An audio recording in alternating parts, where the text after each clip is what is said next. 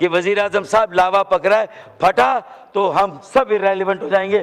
تو آج فیصلہ کرنا ہے، ناؤ اور نیور، ارریلیونٹ ہونا ہے یا ریلیونٹ رہنا ہے، ملک بچانا ہے یا پھر ایک حادثہ ہوگا، پھر اچانک جو ہے وہ وقت کرتا ہے پرورش برسوں، حادثہ ایک دم نہیں ہوتا، کسی پہ ڈال دیں کسی پہ ڈال دیں۔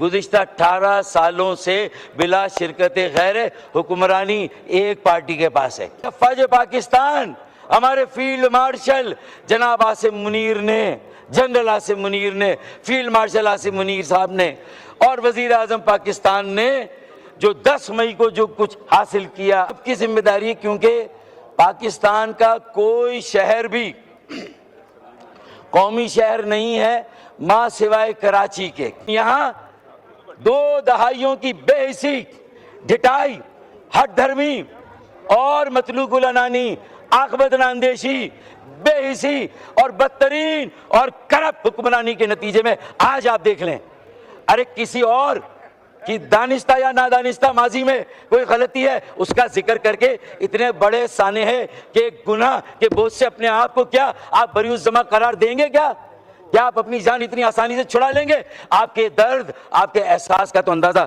اسی وقت ہو گیا جب وزیر اعلیٰ سندھ اس سانحے کے 22 گھنٹے کے بعد موقع پر پہنچے۔ میئر کراچی جو کہ دھاندلا کیا گیا، حلقہ بندیوں میں 50 سیٹیں ہماری کم کی گئیں اور زبردستی کراچی کی میئرشپ چھینی گئی اور زبردستی وہاں چلے، جو بھی ہوا آپ کا میئر ہے بھائی، آپ نے اسے بٹھا دیا، لیکن کم از کم اسے فوری طور پر سب سے پہلے میئر کو آنا چاہیے۔ السلام علیکم ناظرین کرام، آپ کو مکمل ویڈیو دکھاتے ہیں۔ فاروق ستار قومی اسمبلی پہنچ کر شہباز شریف اور اس کی حکومت پر پھٹ پڑے۔ فاروق ستار نے کہا کہ آپ لوگ اس وقت ارریلیونٹ ہو چکے ہیں، عمران خان کو اگر باہر نہ نکالا گیا تو آپ کو یہ قیمت چکانا پڑے۔ ناظرین کرام، آپ جانتے ہیں کہ تحریک انصاف نے آج ہڑتال کی کال دے رکھی تھی، پورا ملک آج بند تھا۔ آپ یہ ویڈیو دیکھیے، پھر اس پر ڈیٹیل میں بات کرتے ہیں۔ سب کی ذمہ داری ہے، کیونکہ پاکستان کا کوئی شہر بھی قومی شہر نہیں ہے ماں سوائے کراچی کے۔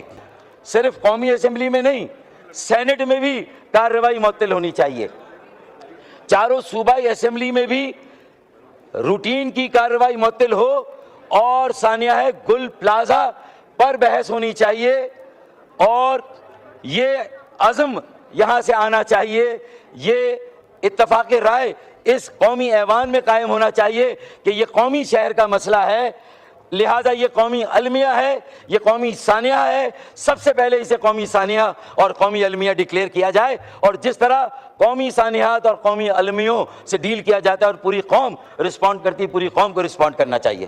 اسپیکر صاحب، 75 سالوں سے 77-78 سالوں سے کراچی پاکستان کے قومی خزانے میں 60 سے 65% کا ریونیو حاصل اور ٹیکسز دے رہا ہے۔ کراچی سندھ کے صوبائی خزانے میں 78 سالوں سے باقاعدگی کے ساتھ 90 سے 95% جو ہے وہ دے رہا ہے۔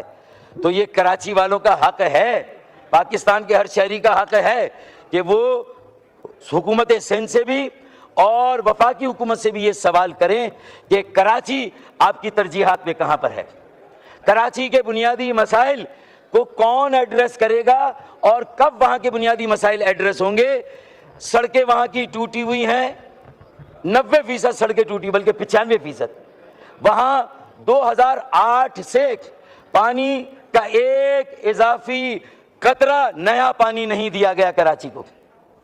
K4 کا پہلا مرحلہ 26 کروڑ گیلن یومیہ اضافی پانی کا منصوبہ 14 سال تک سندھ کے وڈیروں اور جاگیرداروں کی تحویل میں رہا، بڑی مشکل سے وہاں سے بازیاب کرا کے وفاقی حکومت اور وابڈا کے حوالے کیا، تب جا کے اس میں پیش رفت ہوئی، اور اب 75% منصوبہ مکمل ہوا ہے، اور انشاءاللہ MQM اور PMLN کی نگرانی میں اگلے سال کراچی کے شہریوں کو 26 کروڑ گیلن یومیہ اضافی پانی ملے گا۔ یہ باتیں کرنے کی تاکہ لوگوں کو مایوسی سے نکال کر امید کی طرف لایا جائے، ڈسپیئر کا خاتمہ ہو، ڈسپونڈنسی کا خاتمہ ہو، آپٹیمزم اور ہوپ کو لایا جائے، تاکہ مارکہ حق نے، ہماری افواج پاکستان، ہمارے فیلڈ مارشل جناب عاصم منیر نے، جنرل عاصم منیر نے، فیلڈ مارشل عاصم منیر صاحب نے اور وزیر اعظم پاکستان نے جو 10 مئی کو جو کچھ حاصل کیا، اچیو کیا، جو پوری دنیا میں پاکستان کی عزت اور وقار کو بلند کیا، पाकिस्तान के हरे पासपोर्ट की नामूस और हुर्मत को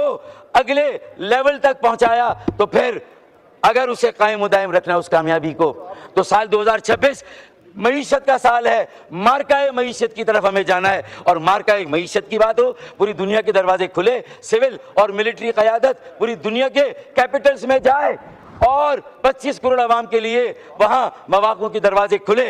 हमारे नौजवानों के लिए हुनर सिखा के उन्हें हम पूरी दुनिया में जो मईशत है पूरी दुनिया की, उसमें से हम अपना हिस्सा हासिल करें।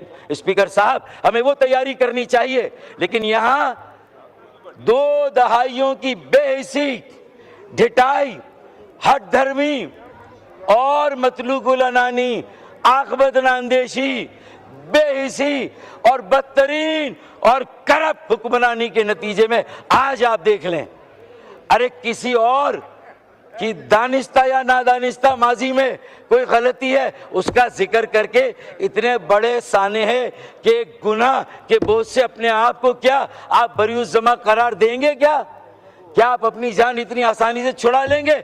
आपके दर्द, आपके एहसास का तो अंदाज़ा उसी वक्त हो गया जब वज़ीर आला सिंध इस साने के 22 घंटे के बाद मौके पर पहुंचे।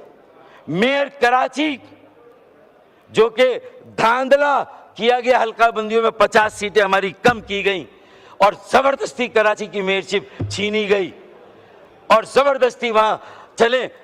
जो भी हुआ, आपका मेयर है भाई, आपने उसे बिठा दिया, लेकिन कम से कम उसे फौरी तौर पर सबसे पहले मेयर को आना चाहिए।